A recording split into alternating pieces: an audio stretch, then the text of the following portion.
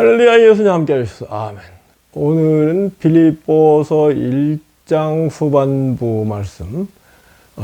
빌립보서는 사도 바울이 빌립보 감옥에 갇혀 있을 때 그 성도들에게 쓴 옥중서신 중에 하나죠. 에베소, 빌립보서, 골로새서 이 세 서신이 옥중서신이라고 하는데, 그 중에 빌립보서 1장 전반부에 보면, 빌립보 성도들에 대한 사도 바울의 사랑, 너희 속에 착한 일을 시작하신 이가 그리스도 예수의 날까지 온전히 이룰 줄을 내가 확신하노라. 그런 말씀을 비롯해서, 너희 사랑을 지식과 총명으로 점점 더 풍성하게 하사 예수 그리스도의 날까지 이르고 성령의 능력으로 하나님의 영광의 찬송이 되기를 원하노라. 이런 축복과 권면의 말씀이 있죠. 근데 이제 후반부에 가서 그 사도 바울이 감옥에 갇혔기 때문에 담대하게 복음을 전하는 사람들이 생겼다. 그것을 위하여 기뻐한다.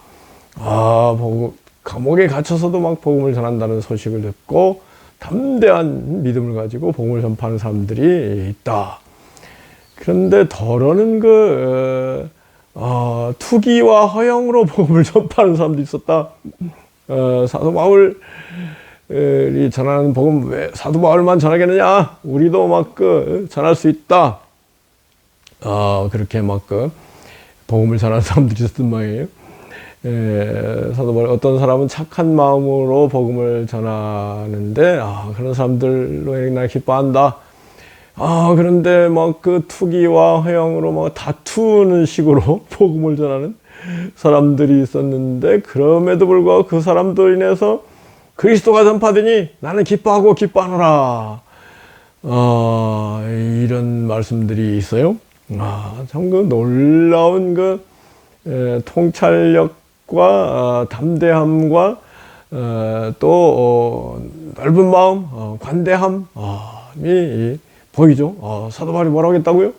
어떤 사람이 다툼과 허영으로 또 투기로 복음을 접하는 사람들이 있는데, 그런 사람들로 인하여 내가 기뻐하고 기뻐한다. 왜냐하면 무슨 방도로 복음을 전파하든지 복음이 전파되니까, 예수 그리스도 이름이 전파되니까 나는 기뻐하고 기뻐하노라.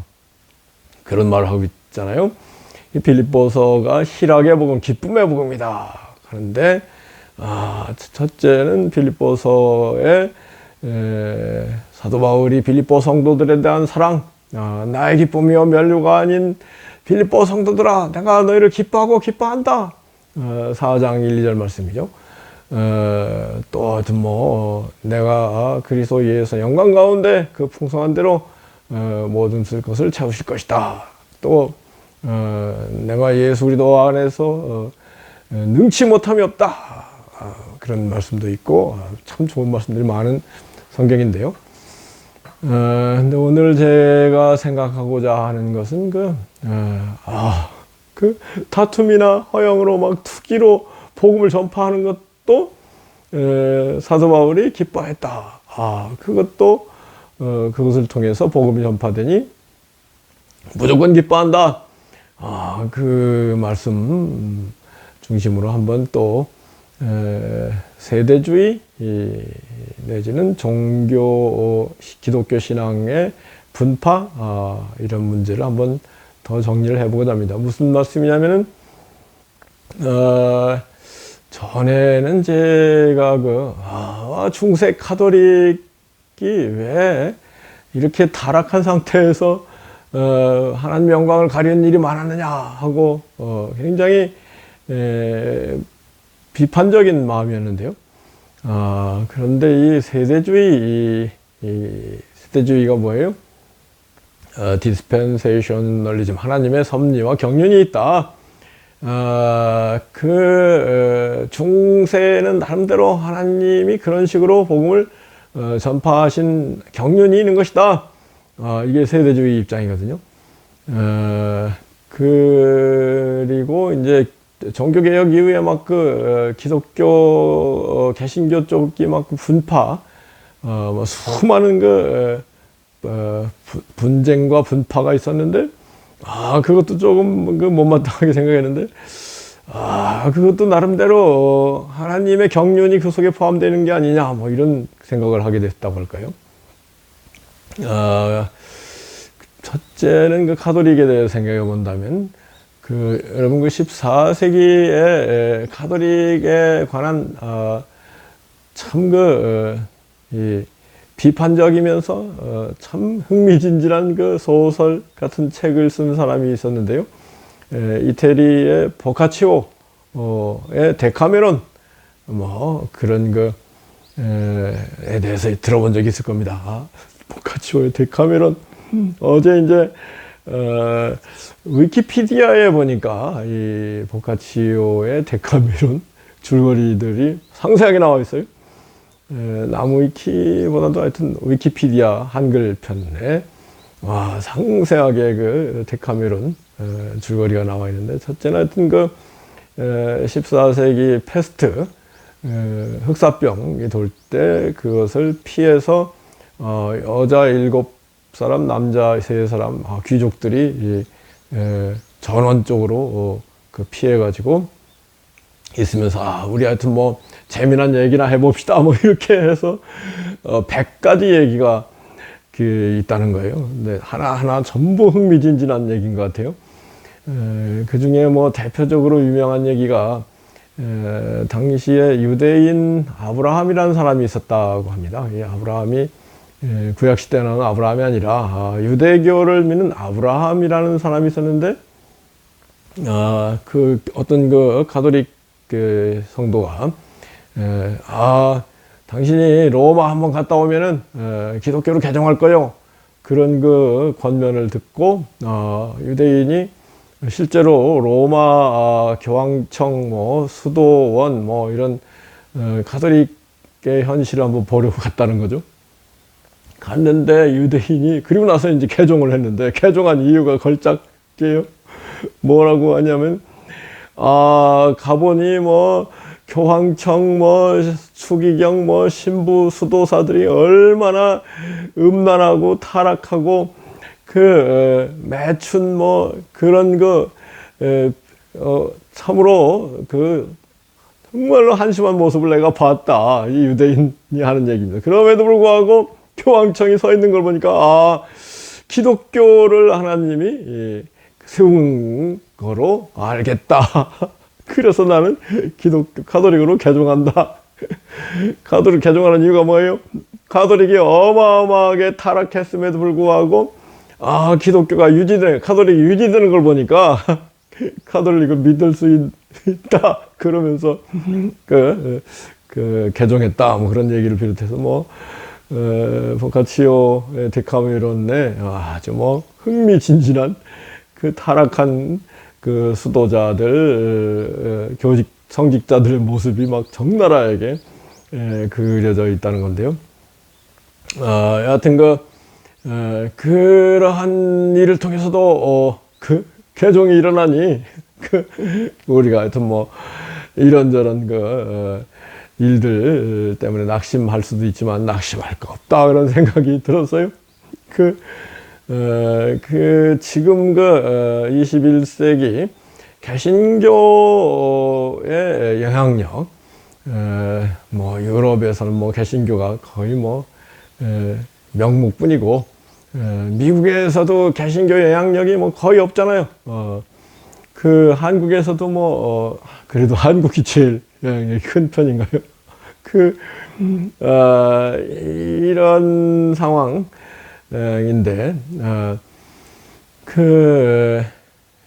현재 이런 영향력, 기독교 영향력에 비해서 중세의 기독교의 영향력은 막 어마어마했잖아요. 하여튼 긍정적으로든 부정적으로든 교권과 속권의 대립 가운데 하이니 4세인가요?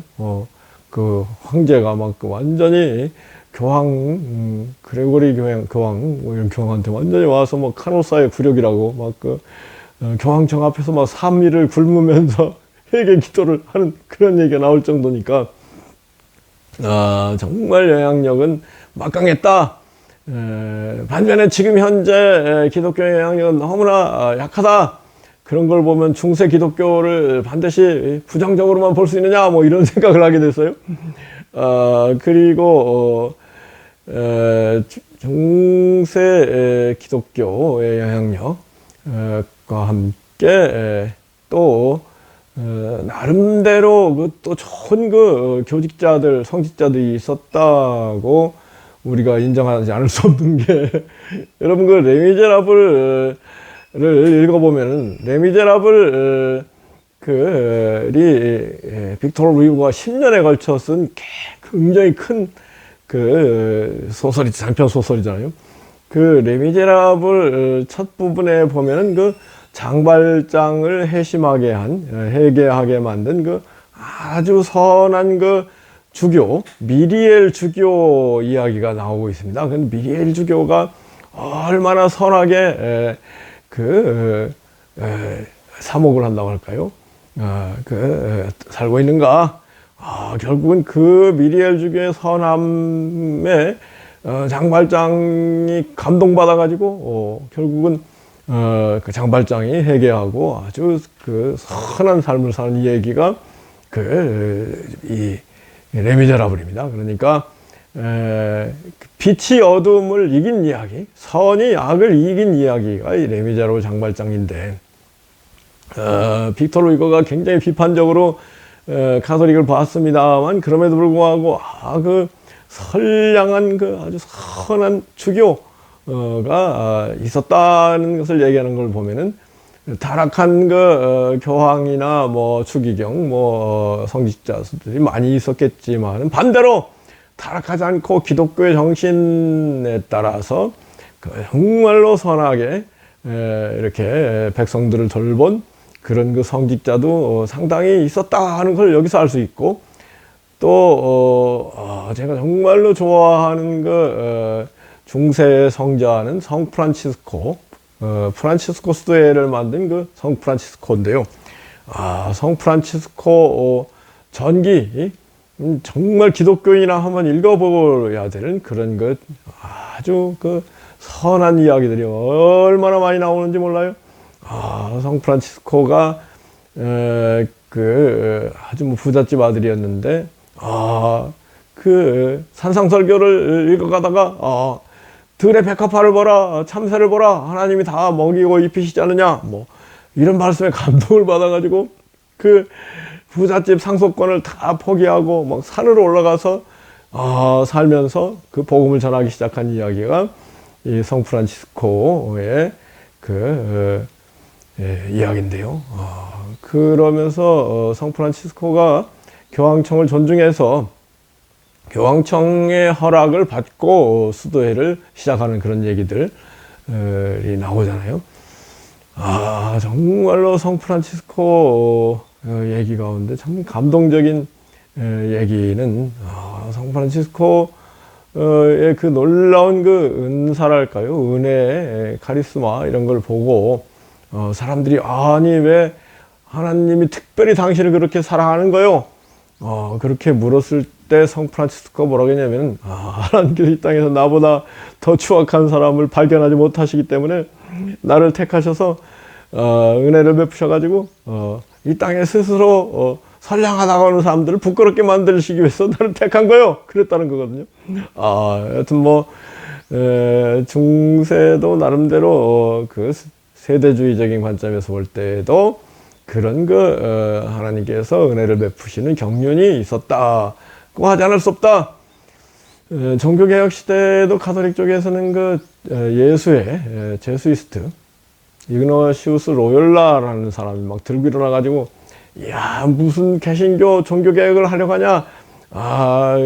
가톨릭이 정말로 옳은 교회다. 이런 얘기를 하면서 전투적으로 예수회를 만들어가지고 복음을 전하면서 반동 종교개혁, 반종교개혁이라고 하잖아요. 하면서 가톨릭이 스스로 개혁하고 견고하게 지금까지 오는데 큰 기여를 했다는 거죠. 그래서 지금 현재 프란치스코 교황이 이 예수의 그 수도의 출신입니다. 그렇게 영향력이 크고 그런 상황이잖아요. 그래서 우리가 신앙생활 하면서 좀 더 폭넓은 신앙생활을 해야지, 내가 속한 교단 또 교회 만 이렇게 웅울한 개구리식으로 하지 말고, 저는 지금도 평화방송, 가톨릭 평화방송을 가끔 보고, 그 신부님들 그 강론이라고 하는가요? 최근에 하여튼 강길웅 신부, 여러분 유튜브에 강길웅 신부를 한번 쳐보십시오. 얼마나 참 현재 우리나라 그 가톨릭에서 제일 존경받는 신부님 같아요. 정말 들을만해요.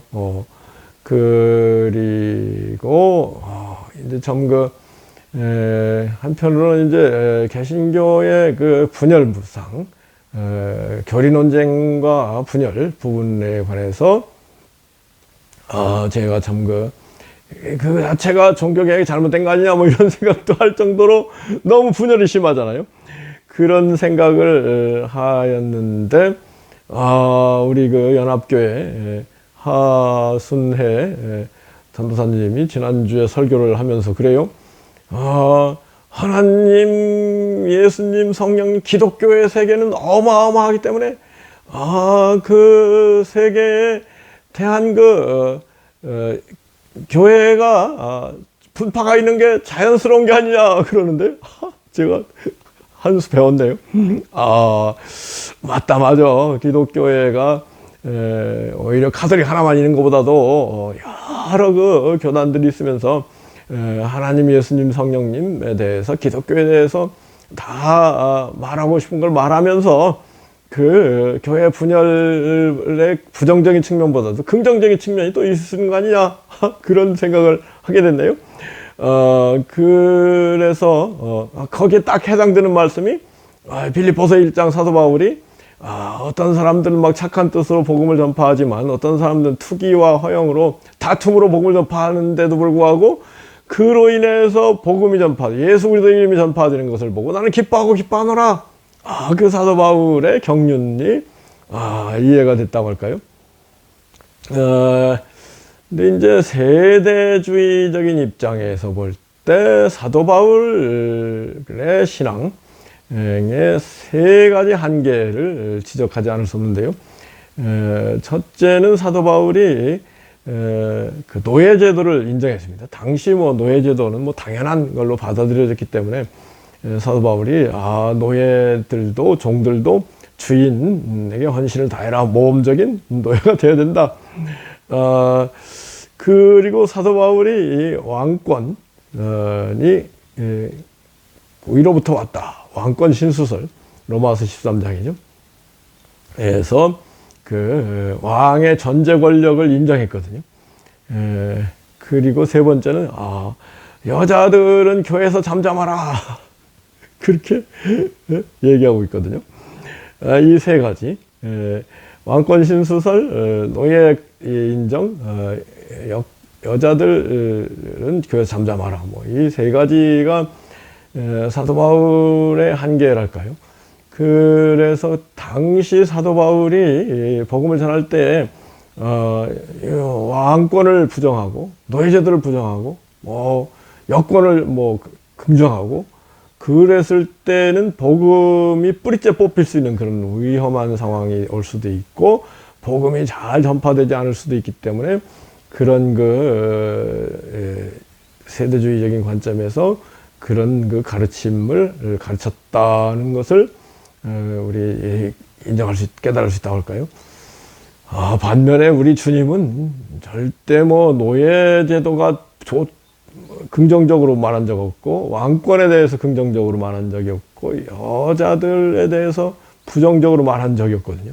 이게 예수님의 위대하심인데 이제 복음으로 예수님의 가르침으로 돌아가야 되는 이유도 거기에 있는 거죠. 그 사도 바울은 하여튼 예수님이 성령으로 잉태되어서 사람이 되신 하나님이 우리 인간들의 죄를 짊어지고 십자가에서 희생의 제물이 됨으로 말미암아 그 피를 믿고 의지하는 사람마다 죄 용서를 받고 하나님의 자녀로 거듭나고 부활하신 주님과 함께 부활의 삶을 살고 이런 놀라운 그 영생 천국의 복음, 특히 예수 십자가의 죽으심과 부활하심, 또 심판, 이런 부분에 대해서 사로잡혀 가지고 그걸 막 강력하게 만민에게 전하기 위해서 막 이리 뛰고 저리 뛰고 목숨도 아까워지 않고 그런 분인데요. 그러면서 사도 바울이 예수 그리스도의 복음서에 나오는 교훈들, 가르침을 얼마나 알았었는가. 그 예수님의 심오한 지고지선의 그런 가르침들에 대해서는 조금 뭐랄까요, 언급을 많이 안 하고 있잖아요. 그런 한계가 있었다. 근데 이제 21세기를 바라보면서 우리가 어떠한 세대주의적인 관점에서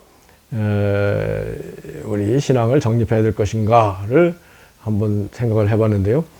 21세기는 첫째는 우리가 신구약 성경을 한 자리에 놓고 다 한꺼번에 읽을 수 있는 그런 시대가 왔다는 거죠. 성경책이 얼마나 많은지 몰라요. 또 휴대폰에 다 들어와 있잖아요. 얼마든지 성경책을 놓고 한 자리에서 전부 읽을 수 있는 그런 시대가, 어마어마한 시대가 온 거거든요. 예전에는 시간도 적고 성경책도 비싸고 사는 것도 바쁘고, 그래서 성경책 한 자리에 앉아서 쫙 전부 읽으면서 성경을 전체적으로 종합하고 성경을 종합적으로 이렇게 이해할 수 있는 그런 여건이 안 됐다고 할까요? 근데 지금은 이렇게 또 장수하는 시대가 됐잖아요. 장수하는 시대. 무슨 말씀이냐면 예수님이나 초대교회 이런 때는 가끔 사도 요한이나 이렇게 장수하는 분들이 있었지만은 주로 다 순교하고 또 영양 상태가 안 좋기 때문에 오래 못 살았는데 지금은 전부 순교한다. 그거를 하나님이 요구하시는 건 아닌 것 같아요. 세대주의적인 지금 세대에는 어떻게 보면은 모범적인 그리스도인들이 특히 하여튼 전문인 평신도 자비랑 사역자들이 많이 일어나서 21세기 기독교를 주도하는 그런 시대가 와야 된다는 게 제 생각인데요. 그런 점에서 우리 낮은 마음 하나교회 전문 교수님들, 변호사, 의사들이 이렇게 자비량으로 복음을 담대하게 선포하는 그런 패러다임 변화, 패러다임 시프트가 있으면 정말 기독교가 다시 한번 꽃을 피울 때가 올 것이라는 게 제 생각인데요. 그래서 21세기는 정말로 우리가 한 자리에서 신구약 성경을 놓고 딱 전부 보고, 그러니까 핵심은 신약에 있다, 복음에 있다, 예수 그리스도의 가르침에 있다. 아멘이죠. 이런 통찰이 성령의 감동 가운데 우리 모두에게 있고, 구약 성경의 이야기들은 히브리서 10장에서 얘기하고 있듯이 그림자 예표에 지나지 않다. 실제는 하나님이 우리에게 실제로 주기를 원하는 건 예수를 통해서 영생 천국을 주기로 원하신 것이다. 그런데 복음서에는 다 영생 천국에 초점이 맞춰지잖아요. 특히 예수님께서 씨 뿌리는 비유를 제자들에게 말씀하시면서 제자를 모으고, 야, 너희들 정말 복이 있다. 구약 시대에 수많은 선지자나 왕들이 너희들 보고자 하는 걸 보기 원했으면 보지 못하였고, 너희들 지금 듣는 이야기 듣고자 듣지 못하였다. 그럼 너희들은 보고 들으면 복이 있다.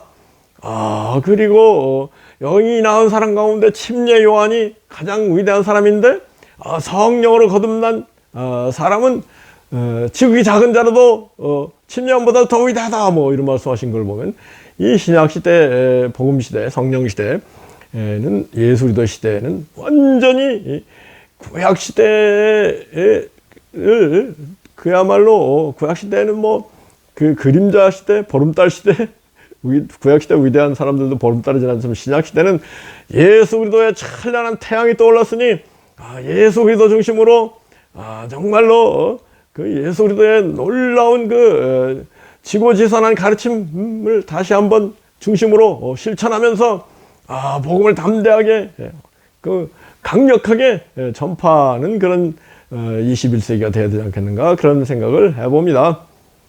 그래서 이 세대주의를 이렇게 적용을 하는 게 맞다고 생각합니다. 그런데 지금 현재 세대주의는 지금 막 예수님이 재림할 때다 뭐 이렇게 시한부 종말론적으로 가가지고 막 그 백투 예루살렘 그 이슬람권 중동에 막 가서 복음을 전파하다 순교합시다. 그리고 면 예수님 다시 올 것입니다. 예수님 다시 올 때가 얼마 안 남았습니다. 뭐 이런 식으로 너무 강박감, 다급함, 그것도 나름대로 의미는 있겠죠.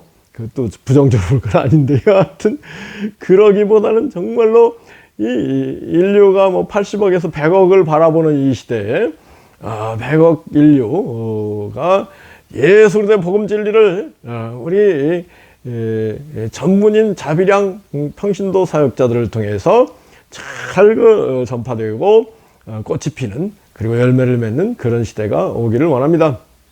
먼저 우리 중심이 예수 그리스도의 복음으로 충만하고 변화되고 새롭게 되어서 예수 그리스도의 복음이 정말로 싹트고 줄기가 자라고 꽃 피고 열매 맺는 그런 시대가 21세기에 이루어지기를 소망합니다.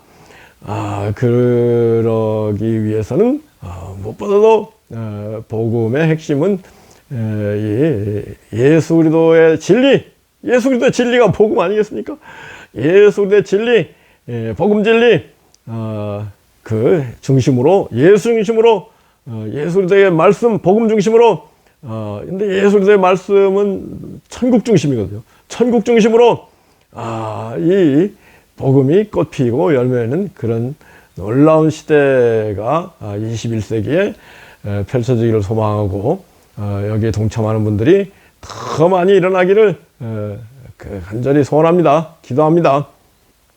근데 제가 이 70을 바라보면서 제일 행복한 순간이 언제냐면요. 이 복음을 연구하고 복음을 선포하고 할 때, 이 설교할 때가 제일 행복해요.